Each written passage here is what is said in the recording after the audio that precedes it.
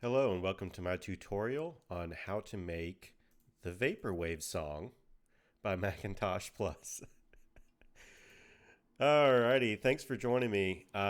So I thought this video already existed, but I was surprised to find out it did not. We are going to discover how to make the classic Lisa Frank 420 Modern Computing by MACINTOSH Plus. So to get started, we're going to get It's Your Move by Diana Ross. And what the song entails is basically the first, let me see how long it is. The first minute of the song, roughly. And we're going to chop up those bits, and I'll tell you which bits to chop up here and how to do that. And basically, yeah, just using this first minute of the song and kind of creatively reshaping that.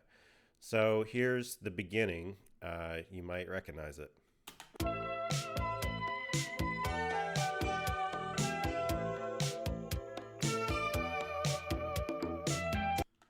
So there it is. The second sample is at 16, 17 seconds, somewhere around there. I don't understand it 'cause you won't say yes, but you don't say no. So we're actually going to use two different parts of that one sample. There's one part that starts there at 16 or 17 seconds. Understand it 'cause you won't say yes. And then we're going to 20 to 21 seconds getting this sample. Don't say no. And then loop that back around. Don't say no. So we're going to use that later. Next sample is at 25 seconds, roughly, and we're going to get this part.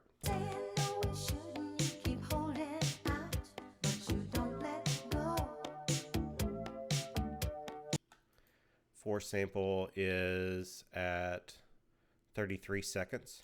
I'm giving up on trying to sell you things that you ain't buying. And then lastly, this chorus, which is at 44 seconds.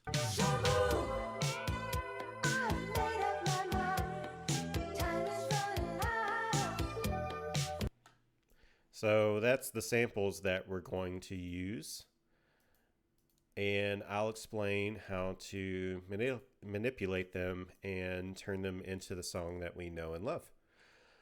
So the first part is you're going to slow the song down to 75% of the original tempo. It is originally at 117 beats per minute, and we're going to slow it down to 88.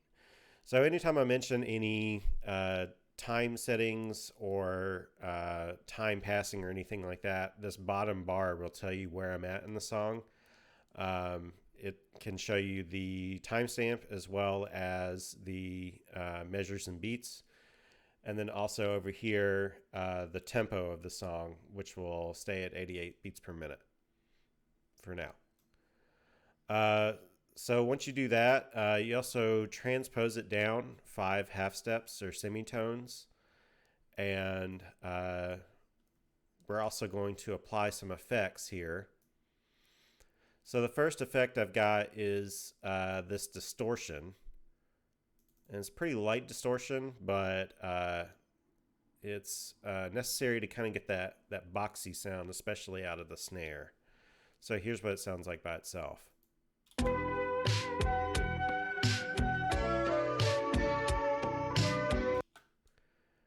And the next thing is the EQ. Some pretty wild EQ going on in here. So there's a low cutoff at around 75 hertz to get the kick drum and the low frequencies, especially out of the reverb. And then also at 114 hertz, which is where that low snare is, we're going to back that off by 6 dB. The mid frequencies, we're going to put it at around 750 hertz and then back that off by 3 or 4 dB. And then lastly, there's a high frequency shelf that starts at around 4K, and we're going to bump that up by 3 dB. So just a little bit of a subtle effect. So I'll play it with and without the EQ so you can hear it.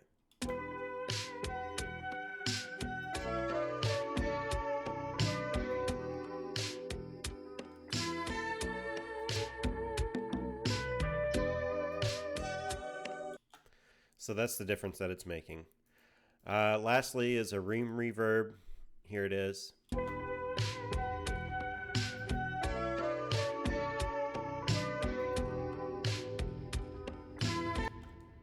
So it's actually not particularly loud. The mix is at 9%. That's fairly low for a reverb.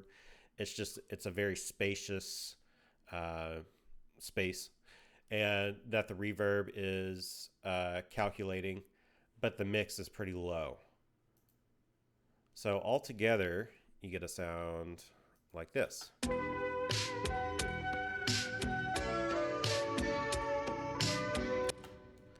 And then for this beginning section, we're also going to apply a high cutoff filter or a low pass filter, and also the low cut filter as well.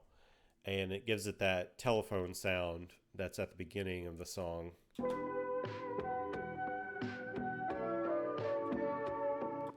And then as it plays, we're going to increase this high cutoff or low pass to allow more audio through. So it gradually goes until we get to the next go around of this sample and it fully opens up.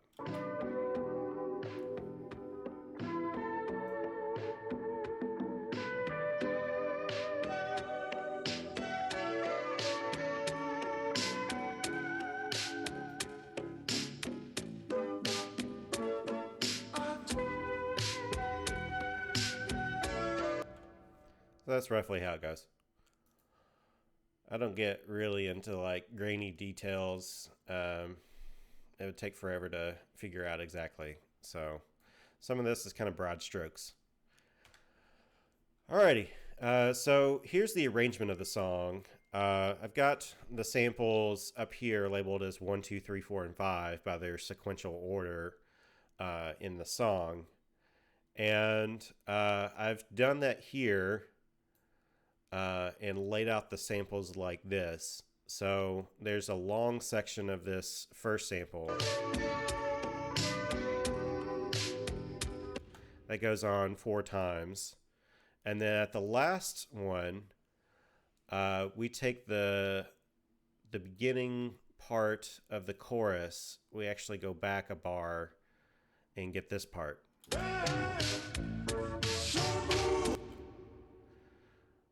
And then the chorus starts and plays forward.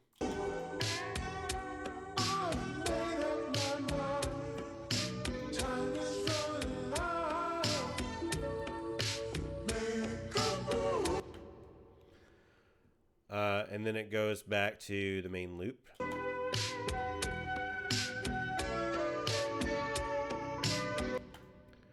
And then the next is this "Don't Say It No" line. Don't say no. And that loops several times. So say no. I think during this part as well, there's some manipulation with the delay effect. So something like, I think it goes to a triplet and then like a 16th note delay. So you can play with it like this.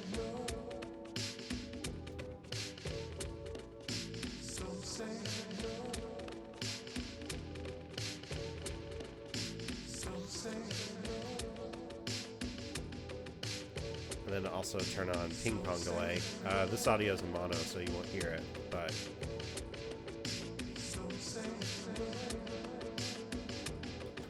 so that gets to be a little bit too much there. But you know, just play around with the delay like that, and you'll get the effect. And then we're going to grab sample 3. That was this one. Sorry.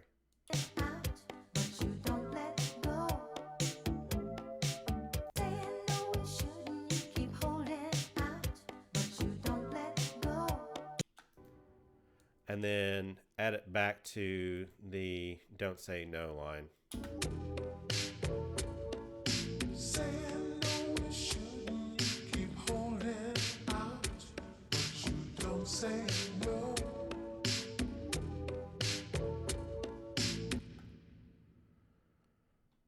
And then it goes back to the main loop.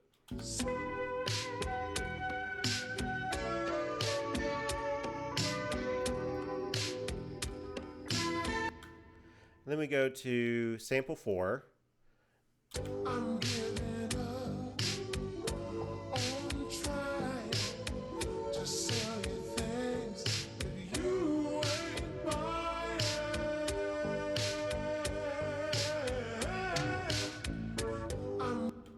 Okay, so right here, there's a little bit of a cut.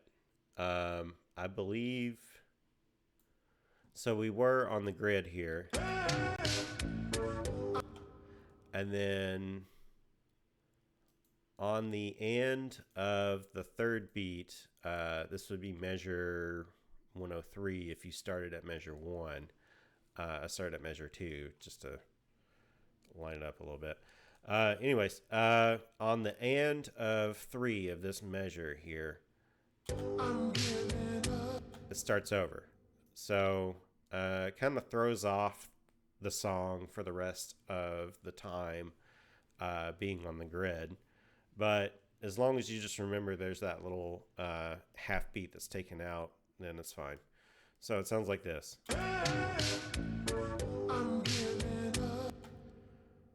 And then with a metronome, you can hear it.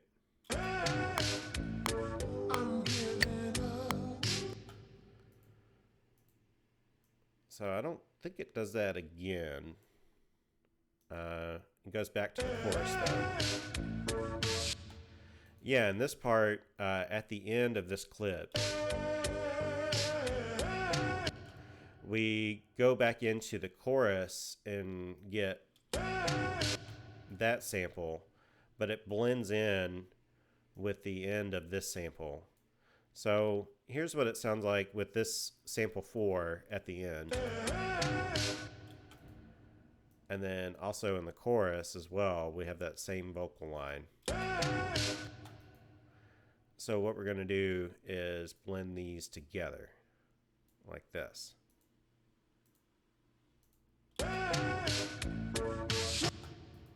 If the channel's not muted. There we go.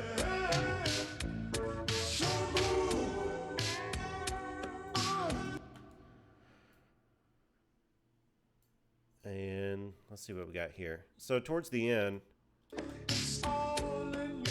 we're going to have the chorus and then the main loop at the same time here.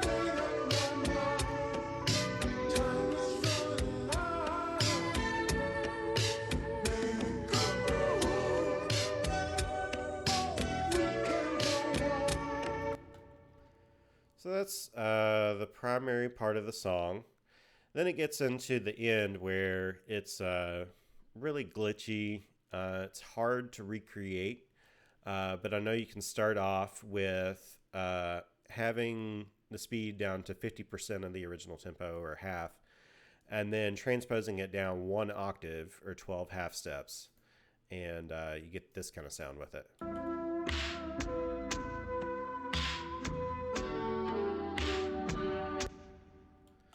So that'd be a good starting point. From there, a lot of effects are added, a lot of reversed clips, things of that nature. Fun to play around with, but it would take more time than this video would be interesting for. So thanks for watching, and hope this helps.